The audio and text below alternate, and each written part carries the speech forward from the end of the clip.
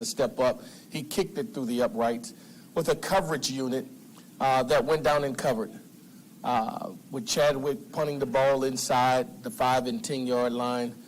Things that sometimes get lost that are so critical as you go back and forth in this thing we call chess, trying to remedy and figure out field position, start and finish for both offense and defense.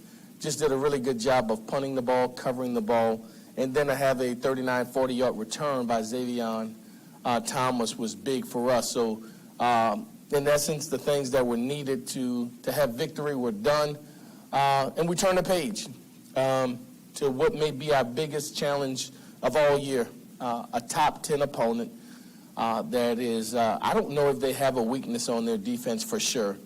All three levels, their defensive line, their linebacker core, their secondary, pretty exceptional in the things that they have done in this season with most recent victories over Missouri and Alabama and Tennessee.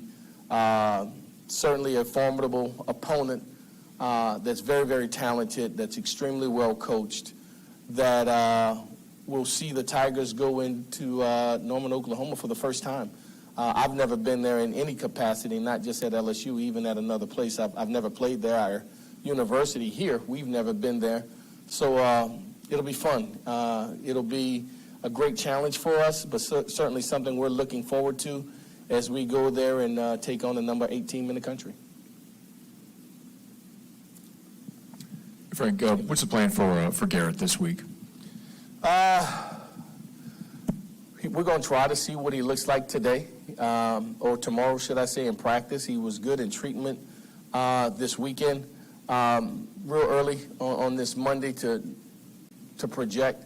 But we'll give him a go at it and see how he feels, and probably midweek be able to give you better answers to that when I come in here on Thursday or Wednesday.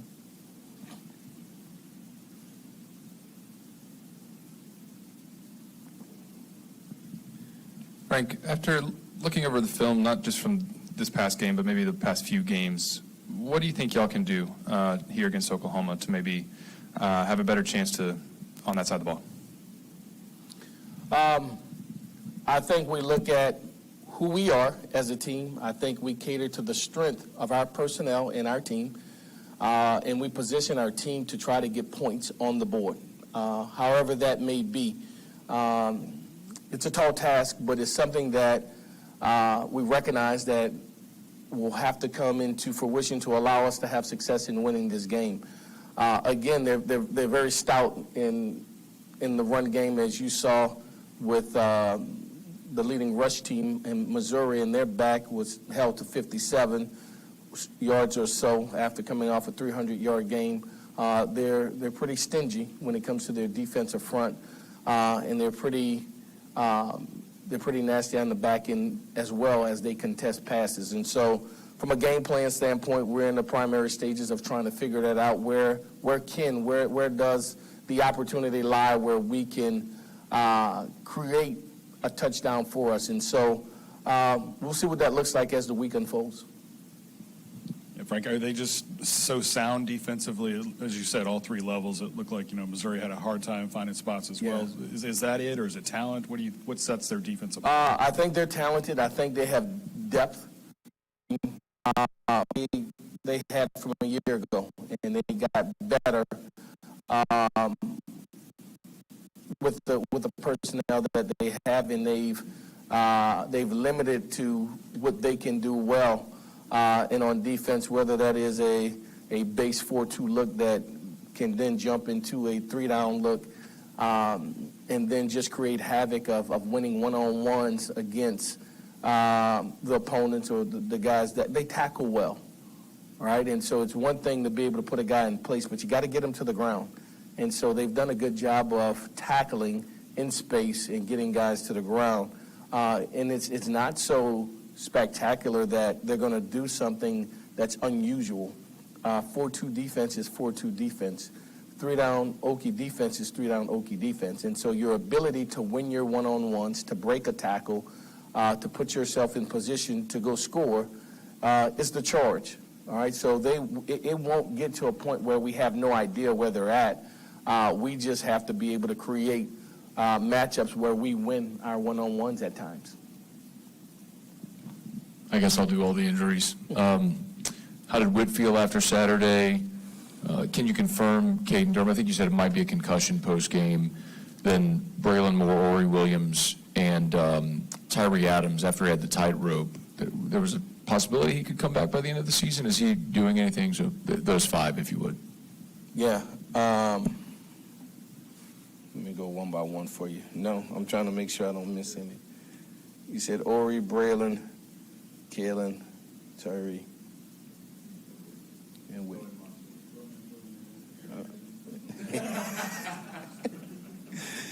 All right. Tyree Adams is progressing. Have a chance, although probably a slim chance to be ready for this game, more likely for the bowl game. But he's on pace to have a chance to play in this game.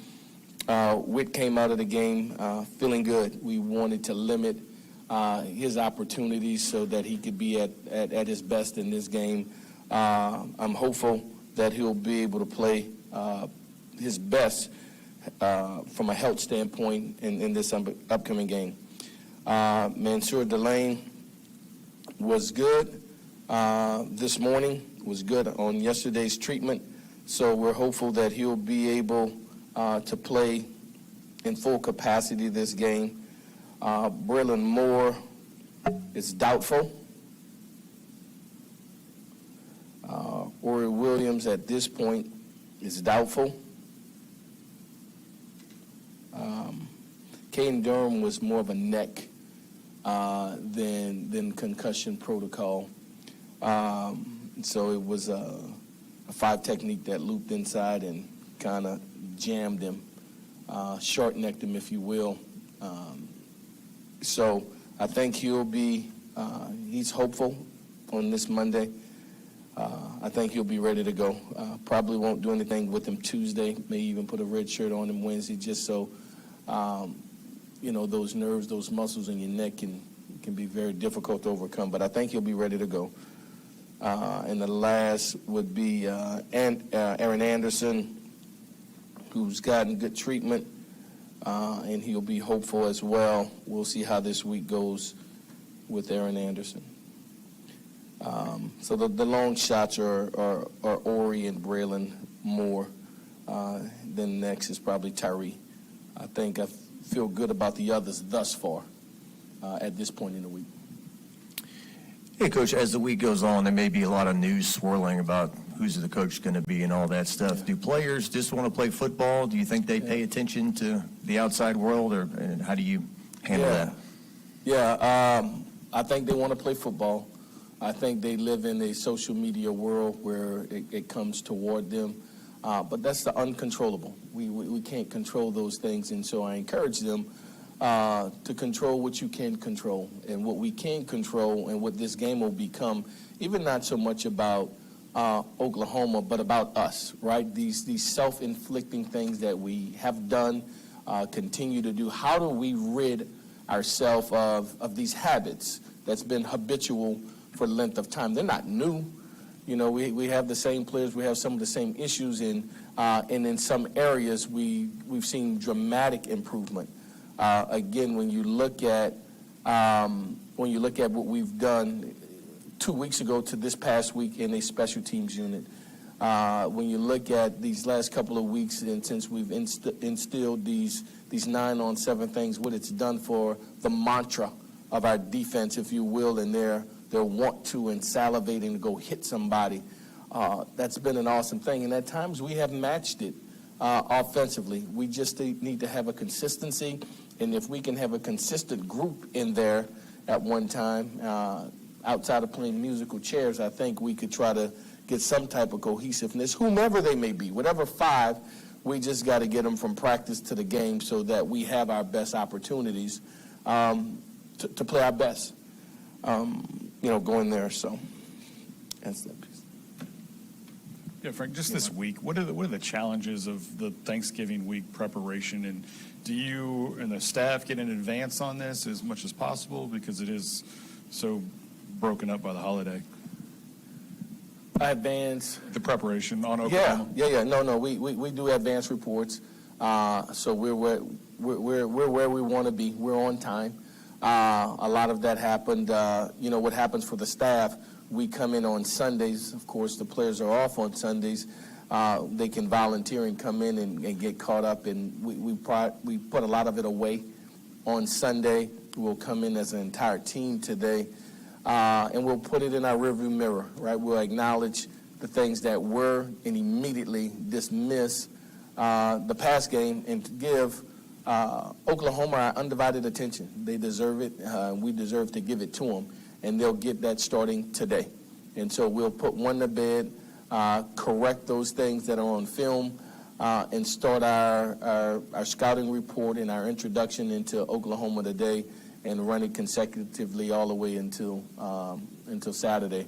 But those reports have been identified, how dangerous their quarterback is, and, coming back after the week 4 tweak of his shoulder, if you will, but, a gutsy performer, a guy that had moxie and grit, and it just seems when they need a play, he finds a way to make the play, and the young back 24 emerging as the premier guy. They were a two-system back for some time, but he has emerged as the bell cow, if you will, the two receivers, whether it's the slot or outside, and the things that they do well, on, and one of the best edge rushers, arguably the best that we'll see all year. I think it's probably the best defense we've seen all year.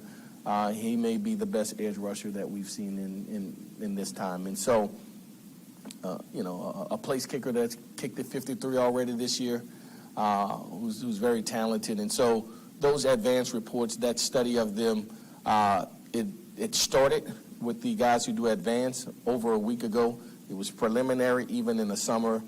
For me and staff, it went into the wee hours of last night and rolled into this morning's preparation. Frank, as coaches, I guess assistant coaches, how do you guys maintain your motivation to recruit when there's a possibility that some of you guys may not be in the building, 2 weeks from now? Yeah, that's who we are. We're professionals. It's your job. You're paid, you're charged, and you're responsible, and it's your gift back to the university that's giving you opportunity. And so we're going to do our job. We're going to be pros about what we do to the best of our ability. There's a potential for it to be cold and wet on Saturday. I guess, how much have you looked into that, and does that affect any of your preparation? Yeah, my wife told me that yesterday. I told her it's not going to be raining or cold. She's like, I'm telling you. So I don't know. That's a Jack Marucci usually get me going on that. It is what it is, So whatever the weather may be, it'll be LSU weather. We're going to make the most of it, and we're going to go play. We're going to show up. We're going to prepare, and we're going to play. We're going to play hard. John? Just a way back question for you. You were coaching in New Orleans in 2003, right? Yeah. Do you remember the LSU Oklahoma National Championship and being in New Orleans and what that all meant? Yeah, I was on the sideline. Yeah, I went the day before as they were preparing, or 2 days before, the weekend. I had Buster Davis and Dominique Cooper and Junior Joseph, some of those guys who I coached in high school, they were on that team. And so Coach Saban had me, invited me down, so I spent some time with them in preparation for that game, and during, and post. So, yeah, I remember it vividly. Yeah. Just got a couple of questions about the offense. You talked about bringing the 5 linemen from practice to the field. Do you feel like that is going to be the thing that could be the greatest advantage for those guys who played this past Saturday? Yeah. We went through it this morning, looking at personnel, all right? Who do we have, who we don't have, all right? This is who we have. This is the contingency plan if something happens to one of those guys. And if somebody goes down and borderline is, charged to go in, he has to be ready to go in without a blink of an eye. If Ethan Callaway is someone else getting nicked, now Ethan Callaway has to be triggered. And so what happens in your practice preparation you got to be very specific about the things that you're going to practice because you only get so much time to practice. And so as we go through the flow of dispersing repetitions between the ones and the twos or whatever, sometimes, and it becomes the responsibility, we can't keep repeating those plays. We have to continue through the practice format. And if we have time at the back end, let's circle them and let's go back. But the guy who's the two has to get his ample amount of reps, just like the guy who's the one, because he may be thrust into the fire. And if he hasn't practiced it, then he's not prepared to do it. And so it's about quantity more than quality. Like, we don't need 1,000 plays here. We need X amount of really good plays here that we can turn to and we need to perfect versus this look, and that look, so that we're prepared for whatever the defense may give us. And so there's strategy in practice format of what we're doing, how we're doing it, so that we can be the best version of us instead of having 1,000 different ways of doing 1,000 different things, and you're doing a whole bunch, but not much quality of what you're doing. And so that's our intention, and always is in truthfulness, but even more so heightened because you're starting to test the depth of the roster. Frank Harlem had that fumble at the end of the game. As running backs coach, how do you kind of coach him up after that when he's a freshman? Situational football, and you feel very comfortable. He's a very talented young man, and a week ago you play a very talented Arkansas team, and he jumps outside and then he scores. He goes down, it's headsy, it's all those things, right? And then you give him the ball again this week, and it gets punched out, right? The defender, and it's usually one that you never see. His eyes are there. This guy's on side of him, and he kind of just pokes it out and pops it up or what have you. You have to be conscientious that ball security is the priority at this time because it's desperation for them. They may not even tackle you. They're going to tackle the ball. They have to create a turnover. And just his conscientiousness of don't worry about how many yards you're getting on this play. We're trying, because we have no timeouts. They have no timeouts. But we have to run these plays to get in position to start the rundown, and they still at that point will probably get it with about 19, 20 seconds left if we don't score. And so a learning experience. That's the beautiful thing about this, right? Ugly as it may be, all right? They're our babies. They're my babies, and so I accept them. I love them for who they are, the good, the bad, the indifferent. When that ball, all the things that happen throughout the game, they're teachable moments. If you don't learn from them, it's in vain. But if you're making these mistakes and you're growing and you're learning from them, then there's merit in it. Again, this opponent we played, they were a different team a year ago. They learned from their mistakes, and they became a better team and in playoff contention, only to have the Tigers try to play spoiler on this weekend. But that's the grand scheme of this thing, learning from your mistakes, growing from it, and not wallowing in, woe is me, we shoulda, we coulda. It happened, fix it, and let's move on so that we can be better because of it or from it. Feels like some of the pieces with Michael Van Buren's games are there, but they're just not connecting the dots, I guess. So how much of that is with Alex kind of getting on the page with him for what he can do successfully, like you talked about? Yeah, experience is the best teacher, right? And you got to go out there and play. And so as you look at an opponent, you have to work on you, all right? And so your rhythmic throws, the 1, 2, 3, and throw, and 1 and 2, and 1 and 2 and 3. They have to be that way, and when you speed it up before it's time to be delivered, there's windows that allow you to make this anticipatory throw when he's there, but you throw it here because the timing would allow it to clear, and this backer who goes from hook to flat is in a progression as well, so you got to throw it there, not back here. But you got to do them. You got to do it against live bullets.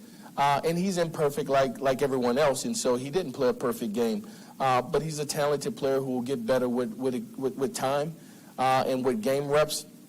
And so we'll have to continue to do those things with him. Here's what I said to him. Pick your head up. Pick your head up. Work's not done yet. We still have an opportunity to finish the way that we're competing because he wants to do well. He wants to win. He's a pleaser just like everybody else. None of them go out there with intention on not playing well, drawing a PI or jumping offside or whatever it may be, offense, defense, or special. The intention is there. So how do we get the right frame of thinking to lead from preparation to performance so that you're able to deliver your best when you're in an opportune time in game situation? That's the transition that we have to get to.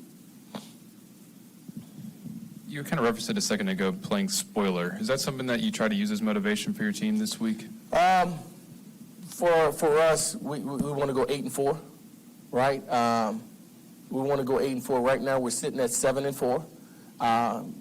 In the month of November, we're sitting at 2-1, undefeated at home. So I try to find the good that they could see. All right, we're 2-0 at home in the month of November. All right, we're 2-1 in a very difficult month. How do you finish? How do you want to be remembered? How do you want your legacy to go out? We can go out here and go play the way we're capable of playing to the best of our ability and see where the chips may fall. We can go out here and raise a white flag and say, no one expected we're not going to the playoffs. What's your legacy? How do you want this team to be remembered? And 8-4 is a lot better than 7-5, right? And so for us, it's about self-reflection. It is about how we want to be remembered. It's about going on the road, playing a top 10 team who will be favored to beat you, right? And so here's our underdog story. All right, let's talk about that. And let's prepare. And let's see.